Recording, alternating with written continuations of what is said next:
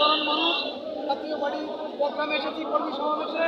জাতীয় পার্টি শান্তিপ্রিয় দল, জাতীয় পার্টি সন্ত্রাসী বিশ্বাসী না, আমাদের উপরে যে সন্ত্রাসী বাহিনী হামলা করেছে, জাতীয় পার্টির পক্ষ থেকে তীব্র নিন্দা এবং প্রতিবাদ জানাই। দেশবাসীর কাছে এই বিচার দিচ্ছি। আমাদের তো আমরা তো জানি না, আমরা শান্তিপ্রিয় বসে আছি, হঠাৎ করে পিছন থেকে পুলিশ এমন ক্যামেরা এমন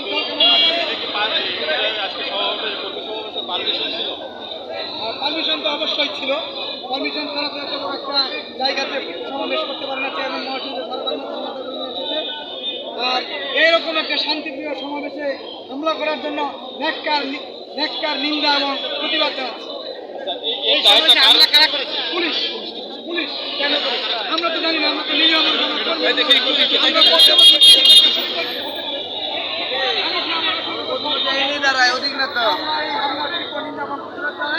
ওরা হয়তো বা জেএম কাদের জনপ্রিয়তাকে ভয় পাইছে। জেএম কাদের জনপ্রিয়তা অনেক অংশে বেড়ে গেছে। জাতীয় পার্টিকে আগামীতে মানুষ ক্ষমতায় দেখতে চায়। জাতীয় পার্টির জনপ্রিয়তাকে ভয় দিয়ে একটা মহলের